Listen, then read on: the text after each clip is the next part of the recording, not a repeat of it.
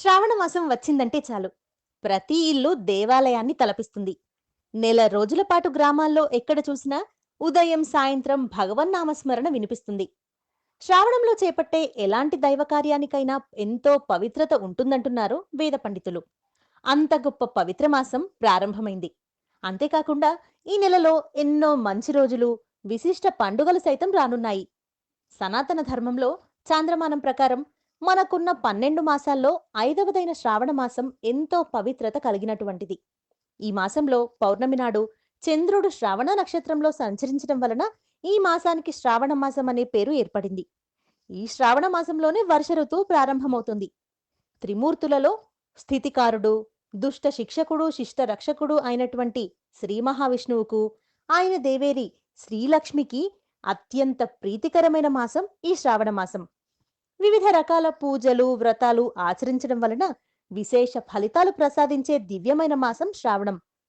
మహావిష్ణువు జన్మ నక్షత్రం కూడా శ్రావణమే. అటువంటి శ్రవణ నక్షత్రంతో ఏర్పడిన శ్రావణ మాసం మహావిష్ణువు పూజకు ఎంతో ఉత్కృష్టమైన మాసం. ఈ మాసంలో చేసే దైవ కార్యాలకు ఎంతో శక్తి ఉంటుంది. నెల రోజును నియమనిష్టలతో పూజలు నిర్వహించినట్లయితే కోరిన కోరికలు తప్పక నెరవేరుతాయనేది భక్తుల ప్రగాఢ విశ్వాసం. ఎన్నో ప్రత్యేక రోజులతో కూడుకున్న మాసం శ్రావణ మాసం. శుక్లపక్ష ద్వాదశి, దామోదర ద్వాదశి అని ఈ మాసంలో 2 శుభదినాలున్నాయి. శుక్లపక్ష ఏకాదశి నాడు ఉపవాసం ఉండి మహావిష్ణువును పూజించినట్లయితే ఎంతో మోక్షం లభిస్తుంది. శుక్లపక్ష పౌర్ణమి, శ్రావణ పౌర్ణమి, రాఖీ పౌర్ణమిగా జరుపుకునే ఈ రోజు సోదర సోదరి సంబంధానికి సూచికగా రక్షాబంధనం జరుపుకుంటున్నాం. అంతేకాకుండా ఈ రోజున నూతన యజ్ఞోపవీత ధారణ, వేదాభ్యాసాన్ని ప్రారంభించడం జరుగుతుంది. కృష్ణ పాడ్యమి, హయగ్రీవ జయంతి, కృష్ణపక్ష విధియ, శ్రీ రాఘవేంద్ర స్వామి ఆరాధన లాంటి ముఖ్య రోజులు వచ్చేవి శ్రావణ మాసంలోనే.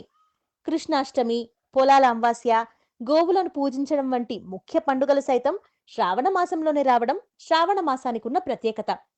ఎన్నో ప్రత్యేకతలను సొంతం చేసుకున్న ఈ మాసంలో చేయాల్సిన విధులు, పూజలు, వ్రతాలు, నియమాలు తూచా తప్పకుండా ఆచరిస్తే సకల సౌభాగ్యాలు కలుగుతాయంటున్నాయి మన పురాణాలు. శివారాధనకు ఎంతో విశిష్టత కలిగిన మాసం ఈ శ్రావణం. దక్షిణాయనంలో వచ్చే విశిష్టమైన మాసాల్లో శ్రావణ మాసం ఒకటి. ఈ మాసం శివ పూజకు కూడా విశిష్టమైన మాసమే. శ్రావణ మాసం ముఖ్యంగా భగవరాధనలో శివకేశవ భేదం లేకుండా పూజించడానికి విశిష్టమైనది. ఈ మాసంలో చేసే ఏ చిన్న కార్యమైనా కొన్ని వేల రెట్లు శుభ ఫలితాన్ని ఇస్తుంది.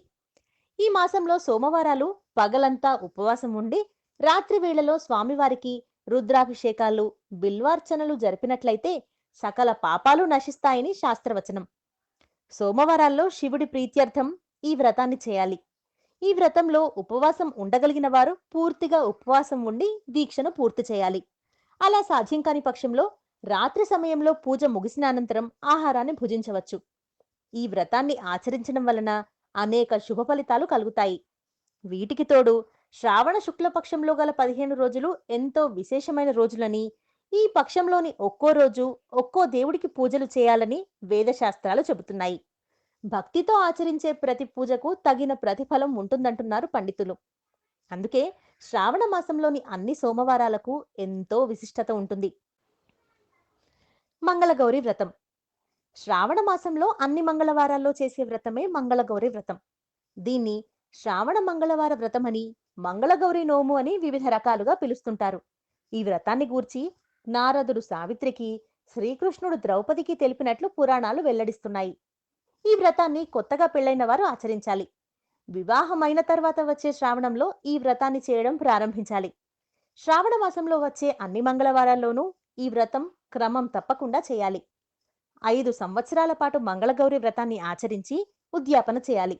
దీంతో వారు నిండు సుమంగళిగా ఉండడమే కాకుండా వారి కుటుంబంలో సుఖశాంతులు, అష్టైశ్వర్యాలు ఉంటాయి. దీన్ని పూర్తి నిష్ఠతో చేయాలి. ఇక మహిళలందరికీ ఎంతో ప్రీతికరమైన వ్రతం వరలక్ష్మి వ్రతం. శ్రావణ మాసంలో పూర్ణిమకు ముందు వచ్చే శుక్రవారం ఈ వ్రతాన్ని ఆచరించాలి. ఒకవేళ అప్పుడు వీలు పడకపోతే శ్రావణ మాసంలో మరో శుక్రవారం అయినా ఈ వరలక్ష్మి వ్రతాన్ని ఆచరించవచ్చు. పూజ మండపం నందు నిండు కలశాన్ని ఏర్పాటు చేసుకొని దానికి శ్రీ వరలక్ష్మీదేవి ముఖ ప్రతిమను అలంకరించి పూజ చేయాలి. తర్వాత 9 ముడులతో తోరణాన్ని తయారు చేసి పూజ చేసిన అనంతరం ఈ కింది శ్లోకాన్ని పఠించాలి. బధ్నామి దక్షిణే హస్తే నవసూత్రం శుభప్రదం పుత్ర పౌత్రాభివృద్ధించ దేహిమే రమే అని పఠిస్తూ తోరణాన్ని చేతికి కట్టుకోవాలి. అలాగే మంత్రాలను శ్రవణం చేస్తూ ముత్తైదువులకు వాయినాలు ఇచ్చి ఆశీర్వాదం తీసుకోవాలి. ఈ వ్రతం స్వయంగా మహాశివుడే పార్వతీదేవికి సూచించి సౌభాగ్యం మాంగల్య బలాన్ని వివరించినట్లు పురాణాలు చెబుతున్నాయి. శ్రావణమాసం అన్ని పూజలకు ఎంతో శ్రేష్టం. శ్రావణమాసంలో చేసే పూజా కార్యక్రమాలు ఎంతో ప్రాముఖ్యమైనవి. ఈ మాసంలో వచ్చే పండుగలు గాని ప్రత్యేక రోజులకు గాని పురాణాల్లో గొప్ప స్థానం ఉంది. శివకేశవులకు అత్యంత ప్రీతికరమైన మాసం శ్రావణమాసం. ప్రతి ఒక్కరూ ఈ మాసంలో ఆచరించే నోములు పూజలకు విశిష్టమైన ఫలితాన్ని పొందుతారు. భక్తి శ్రద్ధలు నియమనిష్టలతో ఆచరించే పూజలతో భగవంతుడి కృపకు పాత్రులవుతారు.